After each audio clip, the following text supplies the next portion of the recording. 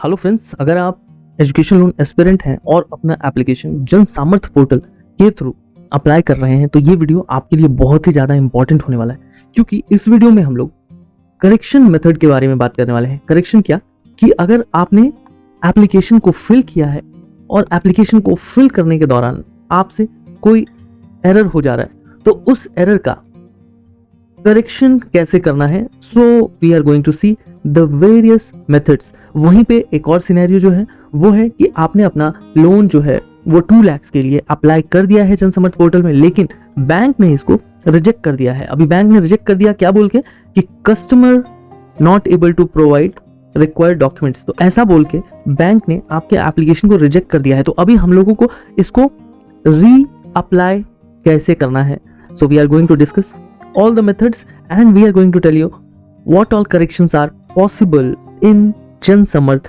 portal. So scope of correction in Jan Samarth portal. So first thing कि wrong details entered।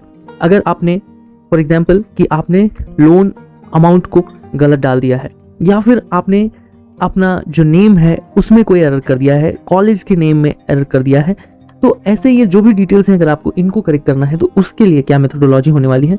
Second कि आपने branch ही गलत choose कर दिया है। फॉर एग्जांपल कि आपको नागपुर का कोई ब्रांच चूज करना था जो कि विद इन द सिटी होना चाहिए था, मगर आपने सेलेक्ट किया है, आपने कोई ऐसा ब्रांच सेलेक्ट कर दिया है which is more than 80 kilometres from Nagpur. तो अगर आपको इसको चेंज करना है तो इसके लिए क्या मेथड होने वाला है हम लोग ये डिस्कस करने वाले हैं।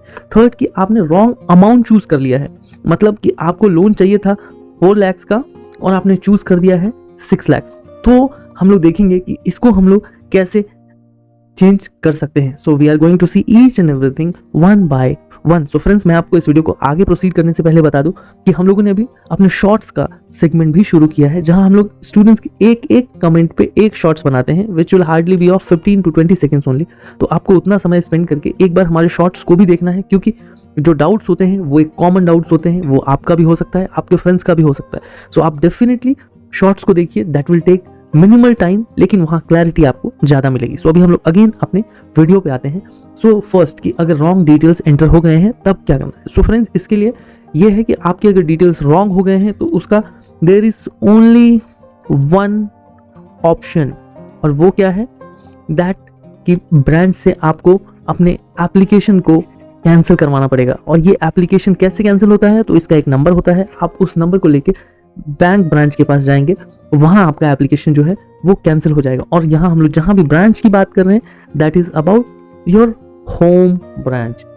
नेक्स्ट है कि जब भी ब्रांच आपके एप्लीकेशन को कैंसिल कर देती है फिर आपको 60 डेज का कूलिंग पीरियड देना है। 60 डेज मतलब 2 मंथ्स तक आप दोबारा जन समर्थ पोर्टल में अप्लाई नहीं कर सकते हैं। 60 डेज के बाद ही आपको री अप्लाई का ऑप्शन इनेबल होगा। एंड थर्ड थिंग कि री apply in other cases is not at all possible. ये कैसे हम लोग ये देखते हैं फ्रेंड कि देखिए यहाँ जो मेरे स्टूडेंट हैं उनका लोन जो है वो रिजेक्ट हो गया है। अभी उन्होंने क्या किया कि यहाँ आप देख सकते हो कि अप्लाई फॉर न्यू स्कीम, यहाँ ये ऑप्शन आ रहा है। तो इसके लिए उन्होंने क्या किया कि बार बार ये अप्लाई टू न्यू स्कीम पे वो क्लिक करते जा रहे थे और उनका एक एक और नया जो एप्लीकेशन है वो जनरेट होता जा रहा था। और ये जनरेट होने के बाद भी इसका कोई फायदा नहीं हुआ, क्योंकि अगर आप टाइमिंग्स की बात करो तो आप देखोगे कि ये कहीं से भी फ्रूटफुल नहीं है, क्योंकि ये क्या है, ये अभी जो स्टूडेंट है यहाँ 1/10 स्टेप में है, यहाँ 2/10 स्टेप में है, और ये दोनों ही एप्लीकेशंस जो हैं वो डिफरेंट हैं फ्रॉम वन अनदर। अगर हम लोग इसको एप्लीकेशन नंबर 1 की बात करें, ये एप्लीकेशन नंबर 2 है and this is something application number 3।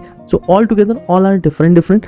और यहाँ से जब हम लोग आगे की तरफ प्रोसीड होते हैं तो ये आपका प्रोसीड होगा ही नहीं, क्योंकि इसमें एग्जिस्टिंग अकाउंट डिटेल्स वाला एरर जो है वो आ जाएगा। क्योंकि आपको याद होगा कि इसमें जो सेकंड स्टेप होता है, सेकंड स्टेप में ही ये आपके आधार को, आपके पैन को वेरीफाई करते हैं, तो इसीलिए यहाँ ये पॉसिबल नहीं हो पाता है। इसी की जगह जब विद्या लक्ष्मी पोर्टल होता है, विद्या लक्ष्मी में आप अगर अपने पैन एंड आधार को स्किप करते हैं तो वहां पे आप कर पाते हैं, but in Jan Samarth portal it is not at all possible.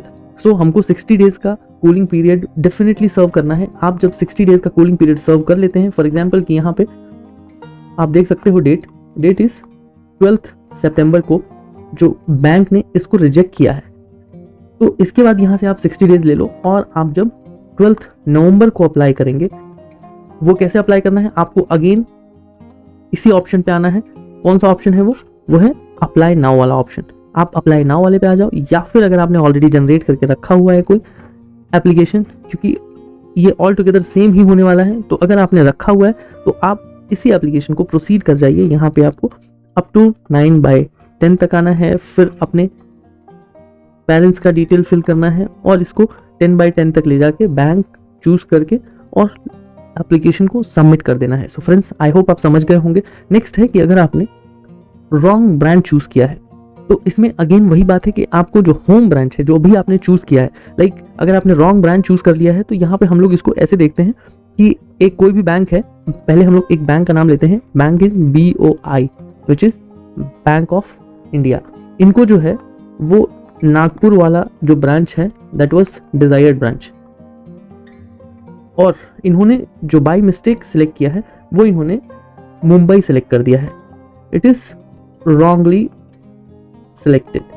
तो अभी इनको क्या करना है कि जो आपकी होम ब्रांच होने वाली है वो होम ब्रांच होने वाली है मुंबई वाली ब्रांच, क्योंकि अभी आपका जो एप्लीकेशन है that has landed to Mumbai branch only.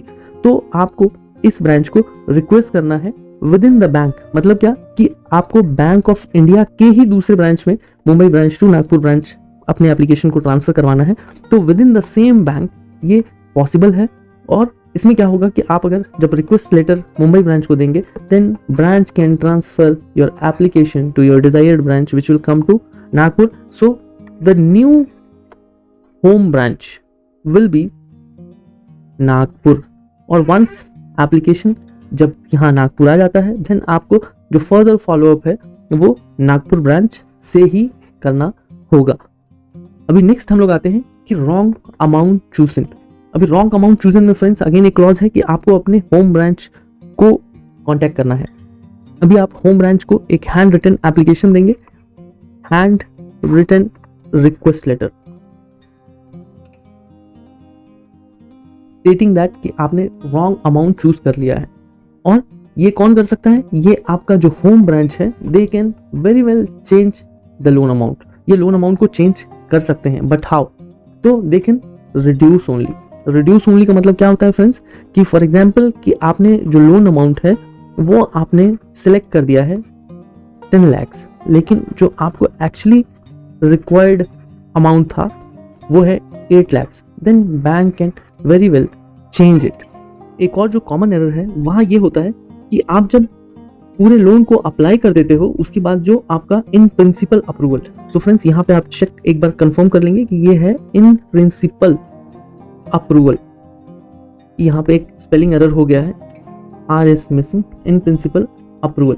तो इसमें होता ये है कि आपका जो अमाउंट है वो रिड्यूस हो जाता है। फॉर एग्जांपल कि आपने 10 लाख के लिए अप्लाई किया है तो आपके जो इन प्रिंसिपल अप्रूवल लेटर होता है वहाँ पे वो दिखाता है कि 2 लाख के लिए your loan has been sanctioned.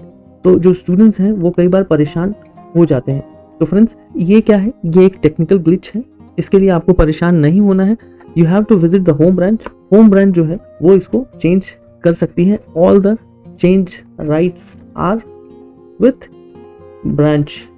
And the third thing कि it can be set as per your eligibility, क्योंकि होता क्या है कि कई बार स्टूडेंट्स जो है वो maybe we are desiring loan for 10 lakh, but हो सकता है कि हमारे जो डॉक्यूमेंट्स हमने सबमिट किया है वो सपोर्ट नहीं कर रहे हैं 10 लाख के लिए। सो एज पर एलिजिबिलिटी जो भी अमाउंट होगा वो आपको either it is 6 lakh, 7 lakh, what ever it is, वो अमाउंट आपको सैंक्शन कर दिया जाएगा। So in short we can say it is a technical glitch. So I hope friends कि हम लोगों ने काफ़ी चीज़ें कवर कर दी हैं, इससे आपको थोड़ी क्लैरिटी मिली होगी। अगर आपको थोड़ी भी क्लैरिटी मिली है देन प्लीज़ हमारे वीडियो को लाइक कीजिए, हमारे चैनल को सब्सक्राइब कीजिए एंड हमको फीडबैक देते रहिए that we are going on right path और नॉट, क्योंकि आपका जो फीडबैक है दैट मैटर्स द मोस्ट।